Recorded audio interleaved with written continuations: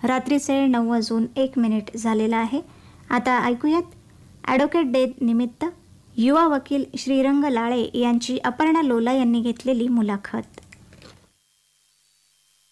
श्रोते हो, स्वतंत्र भारताचे पहिले राष्ट्रपती डॉक्टर राजेंद्र प्रसाद यांच्या जयंतीनिमित्त 3 डिसेंबर हा ॲडव्होकेट डे म्हणून साजरा केला जातो आणि म्हणूनच आज आपण ॲडव्होकेट श्रीरंग लाळे यांना आमंत्रित केलेलं आहे. सर, तुम्हाला ॲडव्होकेट डेच्या शुभेच्छा. धन्यवाद. सर्व विधिज्ञ तरुण तरुणींना, माझ्या बंधू भगिनींना ॲडव्होकेट डेच्या खूप खूप शुभेच्छा.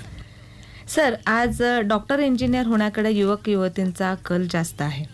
हो. हां, आणि हे विधी क्षेत्र म्हणजे वकिली व्यवसाय ग्रामीण म्हणा किंवा शहरी म्हणा, हे लॉ शिकण्याची गरज का आणि कशी आहे? खरं तर आपण या प्रश्नाच्या मुळाशी जाऊन जर विचार करायचा झाला मॅडम, तर आपण स्वातंत्र्यच मिळवलं, आपले मूलभूत अधिकार, आपले हक्क आपल्याला मिळावे आणि आपल्याला एक स्वतंत्र नागरिक म्हणून या देशामध्ये वास्तव्य करता यावं, राहता यावं. हो. आणि ज्यावेळेस आपण स्वतंत्र अधिकार आणि हक्कांचा विचार करतो त्यावेळेस आपण जे संविधान अधिकृत करून घेतलंय त्या संविधानामध्ये जे मूलभूत अधिकार दिलेले आहेत, जे हक्क दिलेले आहेत, त्याचं पालन जर व्हायचं असेल तर त्यासाठी जास्तीत जास्त युवकांनी युवतींनी कायद्याचं शिक्षण घेणं अत्यंत गरजेचं आहे. खरं तर स्वातंत्र्याच्या काळामध्ये जी आपण सर्वोदयाची आणि अंत्योदयाची जी कल्पना मांडली, ती कल्पनाच मुळात अशी आहे की समाजातल्या शेवटच्या घटकापर्यंत मूलभूत हक्क आणि कर्तव्याच्या माध्यमातून त्या ठिकाणी विकास पोहोचला पाहिजे. आणि त्यासाठी ग्रामीण भागातल्या युवक युवतींनी विशेष करून या कायद्याचं शिक्षण घेणं अत्यंत गरजेचं आहे. खरं तर आजही आपण बघतो की ग्रामीण भागामध्ये जेवढी इंजिनिअरिंग कॉलेज आहेत तेवढ्या प्रमाणामध्ये विधीची किंवा लॉची कॉलेज नाहीयेत. त्यामुळे ह्या विधी महाविद्यालयांची कमतरता तर आहेच, आणि त्याच सोबत ग्रामीण भागामधल्या या विधी महाविद्यालयांच्या कमतरतेमुळे ग्रामीण भागातल्या युवक युवतींमध्ये या विधीच्या शिक्षणाची, कायद्याच्या शिक्षणाची मोठ्या प्रमाणावर त्या ठिकाणी चणचण आढळून येते. बरं, पण आता जसं तुम्ही म्हणालात की महाविद्यालय कमी आहेत, विधीचे महाविद्यालय कमी आहेत, या कॉलेजमध्ये ॲडमिशन घेण्यासाठी किंवा हे शिक्षण घेण्यासाठी एक शैक्षणिक अर्हता आणि काय असावी लागते आणि त्याचा अभ्यासक्रम कसा आणि किती वर्षांचा असतो? खूप सोपं आहे कायद्याचं शिक्षण घेणं. कायद्याचं शिक्षण आपण 2 प्रकारे घेऊ शकतो. एक म्हणजे आपली 12वी पूर्ण झाल्यानंतर 5 वर्षांचा BA LLB नावाचा एक कोर्स असतो. त्याच्यामध्ये 12वी झाली की तुम्हाला CET द्यावी लागते, पण ते इतर CET-पेक्षा वेगळी असते. लॉची CET सेपरेट असते आणि त्या लॉची CET दिल्यानंतर त्यामधून मेरिट लिस्ट लागते आणि त्याद्वारे 5 वर्षाच्या अभ्यासक्रमासाठी तुम्हाला प्रवेश दिला जातो. BA LLB त्यामध्ये BA अधिक LLB अशा 2 डिग्र्या तुम्हाला 5 वर्षानंतर मिळतात. त्याच वेळेस दुसऱ्या प्रकारचं कायद्याचं शिक्षण म्हणजे तुम्ही कोणतीही एखादी डिग्री आधी घेतलेली असेल आणि पुन्हा तुम्हाला कायद्याचं शिक्षण घ्यायचं असेल, म्हणजे आपण उदाहरण द्यायचं झालं, एखाद्याला BSc केलेली, त्याच्यानंतर BSc नंतर 3 वर्ष त्याला त्या ठिकाणी LLBचं शिक्षण घेता येतं. मग ते BSc असेल, MBBS असेल, BMS असेल, इंजिनिअरिंग असेल, BCS असेल, अशा अनेक कोर्समधून. आता मी स्वतः BSc ॲग्री केल्यानंतर मग LLB केलं. म्हणजे त्याला वयाची मर्यादा नाहीये. कायद्याचं शिक्षण घेण्यासाठी वयाची मर्यादा नाही आणि संविधानामध्येच कोणत्याही नागरिकाला शिक्षणासाठी स्वातंत्र्य दिलेलं असल्यामुळे पुन्हा आपण त्या शिक्षणासाठी वयाची मर्यादा घालणं कदापि शक्य नाही. मग या वकिली शिक्षणासाठी काही विविध कोर्सेस आहेत का, आणि त्याला म्हणजे पुढे काही स्कोप? वकिलीच्या शिक्षणामध्ये मी आता तुम्हाला सांगितलं की BA LLB आणि ओल्ड LLB असे 2 प्रकार आहेत. आणि त्याच्यामध्ये स्कोप जर पाहिला झालं तर खरंच ग्रामीण युवक युवतींनी याच्याकडे मोठ्या प्रमाणावर लक्ष देणं गरजेचं आहे, कारण त्या संदर्भातला स्कोप आपल्या ग्रामीण युवक युवतींना बऱ्यापैकी माहित नाहीये. खरं तर आपण फक्त म्हणतो की लॉ झाल्यानंतर फक्त वकीलच होता येतं, पण तसं अजिबात नाहीये मॅडम.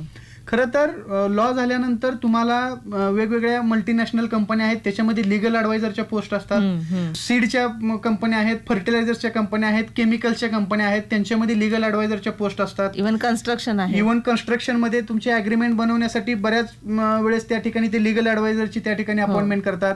पुन्हा बँकांमध्ये सर्च रिपोर्ट असतील, रिकव्हरी सूट्स असतील, या बँकांमध्ये सुद्धा बऱ्यापैकी लिगल ॲडवायझरची त्या ठिकाणी अपॉइंटमेंट केली जाते. आणि एवढंच नाही तर मुलींसाठी विशेष करून स्कोप सगळ्यात मोठा जर कायद्याच्या शिक्षणाचा कोणता असेल तर तो म्हणजे न्यायाधीश होणं. कारण न्यायाधीश होणं हे मुलींसाठी अत्यंत सोयीस्कर आणि सगळ्यात चांगला जॉब आहे. कारण एकतर त्यामध्ये प्रचंड असा रिस्पेक्ट आहे पदामध्ये, आणि त्याच्यानंतर तुम्ही समाजामध्ये न्याय देण्याचं काम, अतिशय दैवी समजलं जाणारं न्याय देण्याचं काम न्यायाधीश या खुर्चीवर बसल्यानंतर तुम्हाला देता येतं.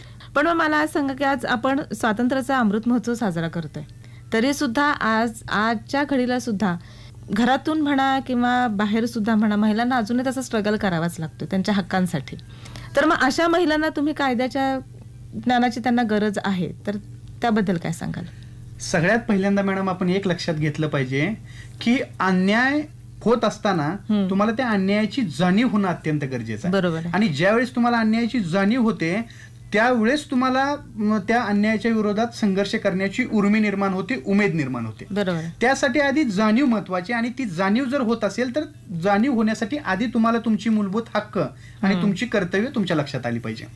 आणि ग्रामीण महिलांच्या किंवा इतर महिलांच्याही बाबतीत हाच प्रश्न महत्वाचा आहे की त्यांना त्यांच्यावर अन्याय होतोय हे लक्षात आलं पाहिजे. बाहेरचं प्रचंड मोठं असं जग त्यांच्या निदर्शनाला आलं पाहिजे, आणि महिला म्हणून त्यांची जी काही स्वातंत्र्य आहेत, त्यांची हक्क आहेत, आणि त्यांना संविधानानं जे अतिशय सुंदर प्रकारे नमूद करून जी काही त्यांच्यासमोर अतिशय चांगल्या प्रगतीच्या संधी ठेवलेल्या आहेत त्या महिलांपर्यंत पोहोचल्या पाहिजे.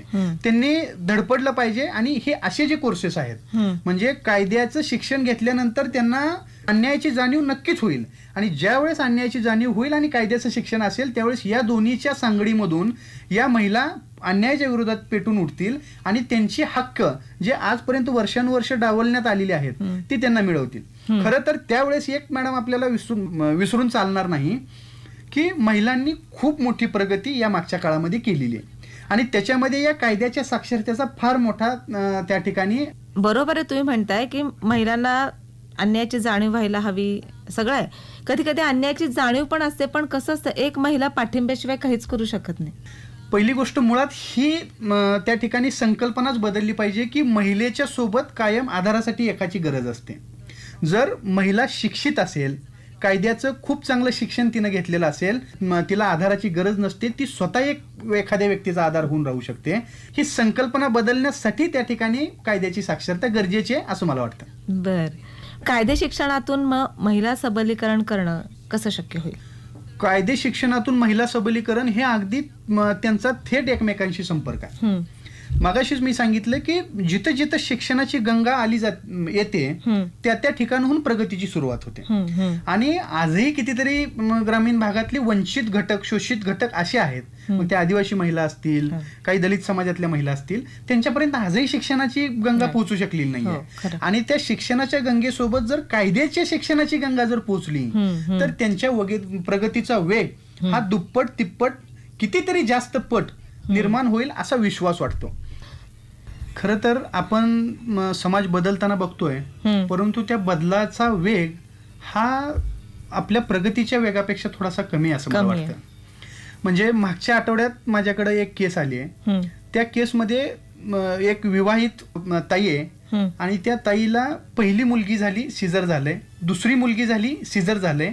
ती ऑपरेशन करू म्हणतो ती, परंतु तिच्यावर प्रेशर आणलं गेलं मुलासाठी, आणि त्याच्यानंतर तिसरी मुलगी झाली, त्यातही सिझर झालंय, आणि पुन्हा चौथ्यासाठी प्रयत्न करावे असं तिच्या नवऱ्याचं म्हणणं आहे. पण त्यावेळेस तिचे स्वातंत्र्य, तिचा अधिकार, तिच्या आरोग्याला होणारी हानी, तिच्या शरीराला होणारी हानी याचा विचार होत नाहीये. मग हे महिलांवरचे आजही होणारे अत्याचारच आहेत, अन्यायच आहेत. मग त्यावेळेस जर महिलांमध्ये कायद्याच्या शिक्षणाची प्रचंड मोठी गंगा जर असेल तर अशा प्रकारे महिला त्या गोष्टीला त्या ठिकाणी विरोध करू शकतात. आजही कौटुंबिक हिंसाचाराची प्रकरणं पाहिली तर प्रचंड मोठी प्रकरणं आजही समाजामध्ये चालतात. आता प्रत्येक कुटुंबानं प्रगल्भ होणं गरजेचं आहे, आणि त्या प्रगल्भतेसोबत ज्यावेळेस महिलांसोबत कायद्याच्या शिक्षणाची गंगा येईल त्यावेळेस खऱ्या अर्थानं महिला सक्षम होतील, आणि त्यासाठी महिलांना कायद्याच्या शिक्षणाची आणि एकंदरीत शिक्षणाची अत्यंत गरज आहे. सर, मग आता हा जो वकिली व्यवसाय आहे तर हा नफेखोरीऐवजी नैतिकता आणि सामाजिक उत्तरदायित्वाची गरज म्हणून याच्याकडे पाहायला हवं का? तुम्हाला काय वाटतं?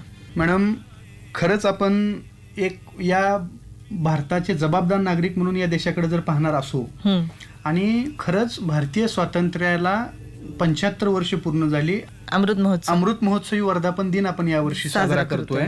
आणि त्यावेळेस आपण फक्त महाराष्ट्रापुरता विचार करायचा झाला तर 48,23,655 न्यायालयीन प्रकरणं आज न्यायालयांमध्ये प्रलंबित आहेत. मॅडम, त्यात अजून विशेष बाब एक अशी आहे की 21,718 प्रकरणं ही 30 वर्षापूर्वींची जुनी आहेत. बापरे.